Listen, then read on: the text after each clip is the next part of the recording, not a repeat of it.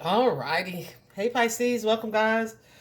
If this is your first time here, welcome back. If you ain't new to this, you true to this. Guys, Pisces, whether you new or are returning,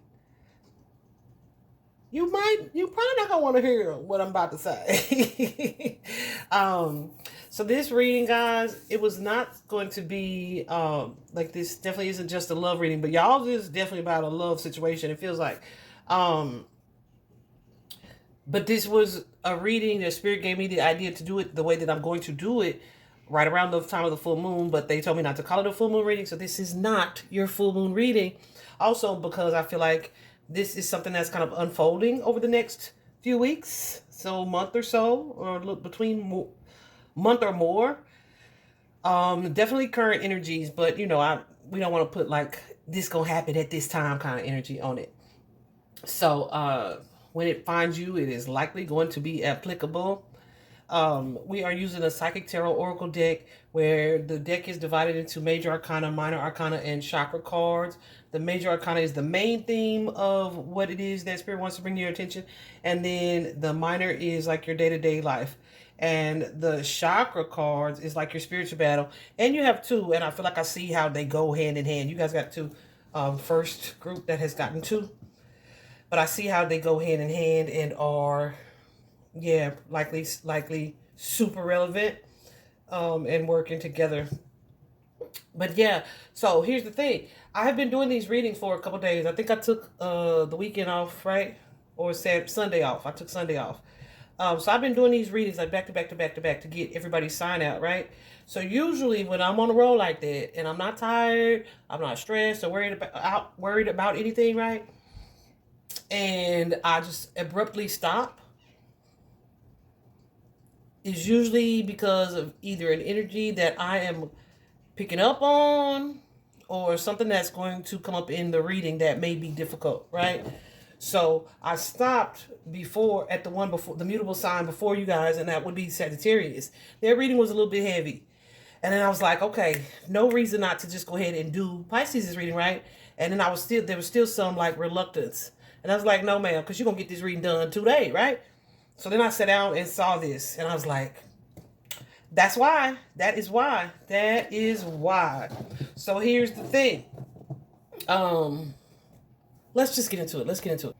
So here's the thing. The main theme in y'all's reading is the Tower. In this particular deck, it's called the Disruption card. But yeah, I'm turning it this way because this is the way that it came out. So when cards flip out of the deck in like that halfway energy for me, it is not upright and it is not in reverse. Here's the thing. In the upright energy, the energy of disruption of the Tower can be like a change or something that is sudden. Sometimes it is unforeseen, right? Some readers like to read it as such, unforeseen, right? Something that's shocking, and sometimes it can be. But sometimes this is something that Spirit has tried to tell you or to show you repeatedly previously, and it's like, okay, you are either ignoring the signs or you are resistant to the signs. So we got to like do something shocking for you to see that it is time for you to implement this change. The fact that this card was halfway lets me know that there is or was some resistance on you guys' part to see the change or to accept the change. Okay? Yeah, because it's not all the way in reverse, which if it were in reverse, that's what it would be. Someone fully resisting something that is due for change or transformation. However, with you guys kind of being at the halfway mark,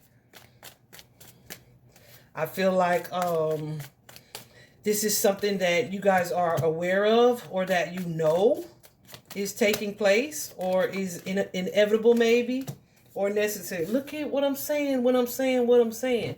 And look at the energy that comes before this. So this is a sense of uncertainty about this impending Tower here. Who is this queen right here?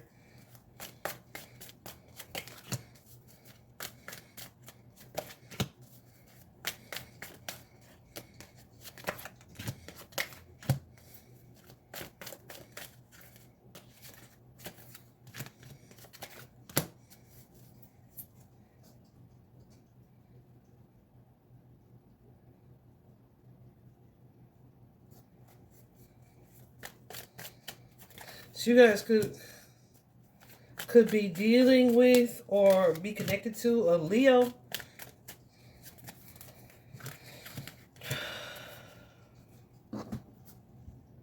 Yeah. So I already know there's some third-party stuff that's been happening. There's like this third-party energy because we got the 3 of coins here and the 3 of wands as well.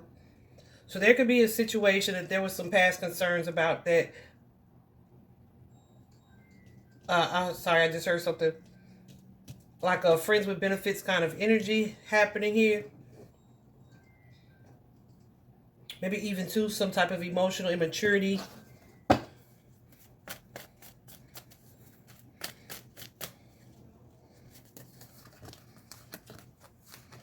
But something ended. You guys may have taken a break or ended something or taken a step back from something to kind of ensure that you and someone were on the same page or wanting to fight for a situation or resist a situation and to bring about healing here. I feel like someone's hope was restored in regards to this and balance restored. However, someone's still stressing about someone's inconsistency or player type ways. You may be fearing that, or energy of competing with the past. I feel like y'all's last reading was something similar to that. Somebody was competing with the past, unless I'm confusing y'all with somebody else. But I feel like someone that you are connected to or dealing with or have some type of emotion for, there's an energy of forcing this feeling or this emotion here or forcing the connection or the relationship. I feel like somebody presented something to you guys in a way that did not reflect their true selves, right? This could be somebody love bombing or proposing or presenting like this knight in shining armor kind of energy. But they play us. They definitely are not being truthful or honest in a situation. Definitely hiding some things. This could be somebody you have a child with, or you thought would be a husband or a husband figure. But there's definitely some third-party situation going on. This is somebody who has an ulterior motive, somebody who could be manipulative as well. What's this 5? Take it as it resonates, y'all. Jealous energy of someone who likely has a clandestine affair with that lovers and the wand energy, okay? This could be somebody who's like, no, I stopped doing that, or I'm off those apps, so I don't talk to those people anymore, or we were just friends, right? Somebody's a liar. Yeah. So I feel like whatever this was that you were questioning about this relationship, someone could have definitely doing something in secret. But then also someone like not knowing. I feel like this is y'all's energy, uncertainty. Like, are we on the same page? Which way should I go in this relationship? Should I give less to this relationship? Is this person keeping a secret of some sort? Is this something that could balance out? I feel like emotionally you kind of back and forth on this situation. Thus we have this with the tower kind of energy. So while I feel like there's something else too with this tower. Usually when it's upside down, right, fully, this is like something that you've resisted, right? But when you move into it to allow the tower to crumble, it's like, oh, that wasn't even as painful as I expected it to be. Like, that's the upside down tower for me. The river upside down. Who says that? We grown as hell. Whatever. Upside down tower. The tower in reverse. That's what that is for me. But yeah, that's the main theme. So there's an energy here of you guys moving into more of a balanced state around this tower. There go my siren confirmation. Yeah. Or you guys may be sharing resources with someone or have been open to a relationship, but there may be some type of one-sidedness there. Yeah. So this feels like an energy of really letting go of that inner conflict so that you can like start your healing journey. And really applying lessons. So those lessons could be like new boundaries. What's that page, Spirit? New boundaries or changing or seeing something from a new perspective. Yeah, putting boundaries in place with someone that you have such a strong emotional bond or tie to. Some of you guys, this is like, it's going to affect your ideal. It's going to affect your image in some way. So it's like stepping into a place or space of recovery and resilience from that. Maybe you guys are someone who relies heavily on outward appearance, the way things look to other people. I say rely heavily on it. You know what I'm saying? Facade type of energy. Yeah, so there's a sense of having the courage to break that type of cycle here. Transformation. Even though you're fearful of moving forward or making choices. And you're not, of course, not happy in the current situation as well. Walking away from that, allowing yourself to be happy. To go where you are being divinely guided to go. Some of you guys, this is going to be what triggers you into self-love and getting really clear about what it is that you want and desire for yourself. Taking care of yourself first over other people and really processing these feelings of loss here. Allowing yourself to clear your mind, really facing your shadow. When I say facing your shadow, guys, I mean like something that you either haven't wanted to see, a truth perhaps that you haven't wanted to accept. And that's going to vary for all y'all, so I won't get too deep into that. But there's an energy, when I say you facing it, it's like, okay, I didn't want to see it, but damn, I got to see it. This is what I tend to do in relationships. This is where this pattern comes from, etc. Like that type of thing. So there's an energy of that happening as well. So for your day-to-day, your daily life, the first card we have is the waiting game. That is the Two of Wands energy. I think we saw the Two of Wands on the breakdown of your main theme.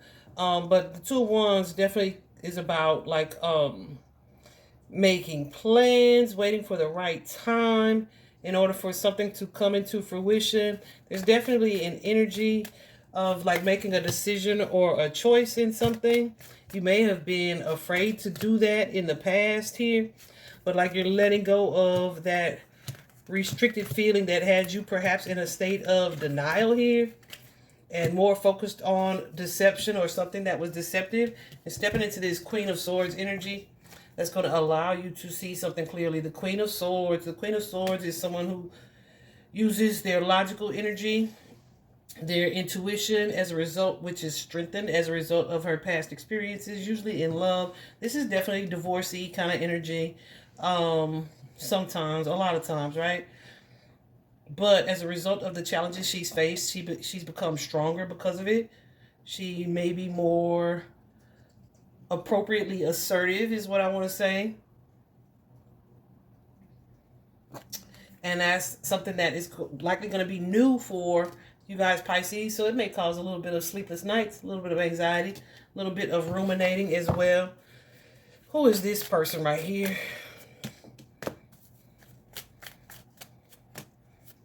Yeah, there's something here that hits a roadblock. It's like the effort that we've been putting in, trying to work on something, is like at a standstill. It's not moving forward. There's a decision or choice that needs to be made. Because somebody here may want their cake and to eat it too. Or they just want to do something different.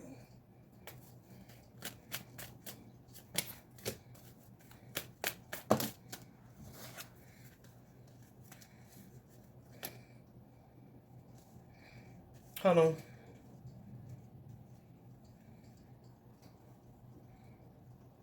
There you are, Pisces, showing up. Like that it has you kind of resistant to the charms of this person, whoever this person is.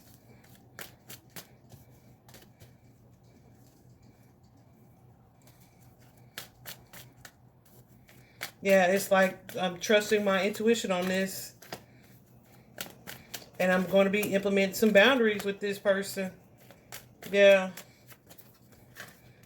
Some of you could be dealing with somebody who is even not just emotionally, but maybe too some physical abuse. Or they're just kind of impulsive or reactive in a way. You could be dealing with a narcissist as well. Somebody who's used to like being able to control you or to manipulate you. Yeah, this is like somebody I feel Who's like, Pisces would never walk away. Pisces would never walk away. Well, baby, they do not know you. they might know you, who you've been in the past. But look, let me show you what's happening now. Let's talk about what's happening in the present, honey. You have this positive movement forward, that Eight of Wands movement. Eight of Wands could be moving to a distance away, relocating, moving across a body of water, or doing some traveling, but it definitely is indicative of a painful ending with that Ten of Swords, clarifying it. Yeah, the energy of a new home. A new home. And I feel like you might be revealing the truth about this to someone that you are either committed to or were committed to. Yeah, like we not gonna be able to, one of us got to go, right? It's gonna be me or you kind of energy. Yeah. Be very careful of petty arguments. It's like, I'm tired of arguing, I'm tired of fighting. And I'm taking my power back. Only way to do that is to implement these boundaries. If we're gonna be able to move forward here. And that leads us to this Six of Swords energy. Moving on, okay? You're definitely being guided away from this situation here that has left you in this state of unhappiness with discontent and boredom, that Four of Cups energy. There's some type of guilt or shame, maybe even some type of regret. Well, it's definitely some regret that leaves you unfulfilled or dissatisfied in a partnership from an emotional standpoint, right? There's an emotional need in this relationship that is not being met.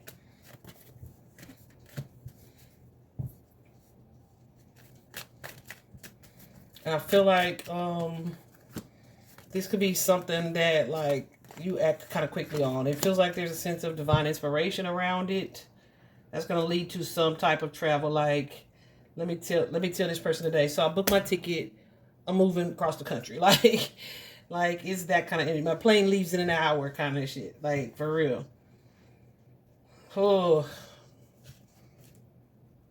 I do feel like there's going to be triumph and success in whatever this is that you're trying to separate yourself from. It's going to pay off for you. And it really allow you to kind of implement, like I said, new boundaries for sure, but also apply new lessons, right? It's kind of like having learned something, but like, I know I should be doing this way, but not doing it yet. Well, now you're doing it. It's that type of energy, okay? Now you're doing it. It's like, no, let me go ahead and do this. Yes. Yes, that's what that is. That's what that is. This is, I feel like this is something that you will reflect on or spend some time in solitude about. But like, you feel divinely guided to this new start, this new beginning here. And I love this for you. It feels like travel as well. Definitely going to be some traveling involved in this breakthrough for you guys.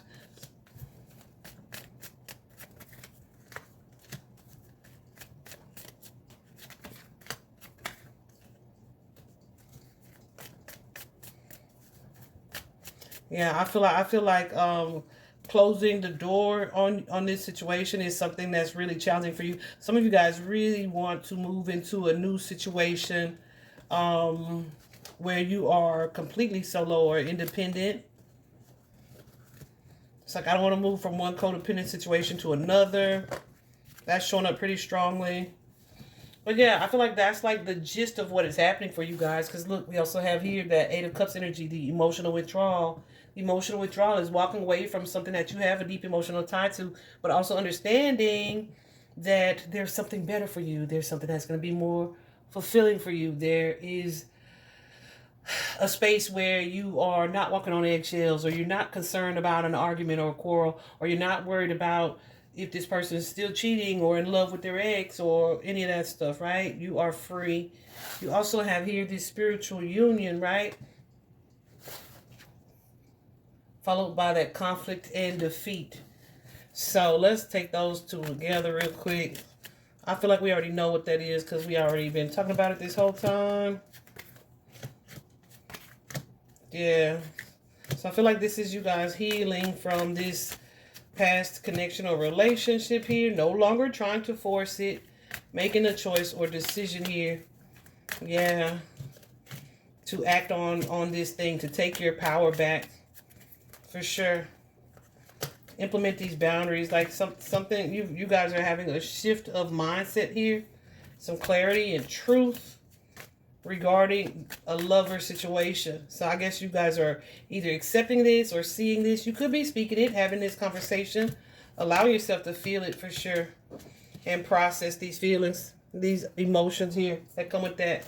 Before you move into this space where it's like this opportunity for balance, for stability, for justice, doing what's best for everybody involved. So your spiritual battles, guys, as we like let go of this resistance here, this change, not only is going to be to restore balance in your heart chakra. We know what the heart chakra is. The heart chakra allows us to love. It allows us to forgive. It allows us to love ourselves. It is also where we grieve, right? And hold space for others, for love lost, for our feelings, emotions, etc. It is the fourth chakra.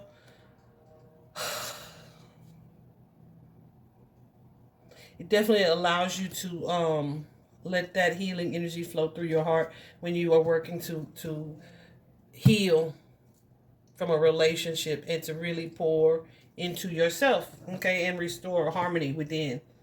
So, something that's really good to restore the heart chakra, this rose quartz crystal. This one's huge. I got a smaller one, but I don't know where it is. It's probably put up in storage somewhere. Anyway, I usually just lay flat when I need to open my heart chakra space. Lay flat with rose quartz crystal on my heart or chest. And you've got your so many heart chakra music meditations on YouTube, so definitely using those is going to help. Also, stretches that open your chest, consuming green products, green apples, celery, lettuce, cabbage, like green stuff, wearing green color therapy. Of course, all of these things are going to contribute to you bringing balance to your heart chakra. And you may say, how, Tiffany? How does that work? Y'all, I honestly do not know, okay? I remember, but it does. Okay, let me say it that way. I found a heart chakra meditation, and it was literally just the music. And I'm just sitting there holding my crystal in my hand across my heart. And y'all, when I tell you it was such an emotional and uncontrolled release, it was just that. I was literally kind of shook, like, what just happened? But I don't know, but I feel like lighter. You know what I'm saying? So I'm not telling y'all stuff that I don't do. Never have done that, right? I'm telling y'all what I do and what has worked for me. But the other chakra card that you guys have is the crown chakra.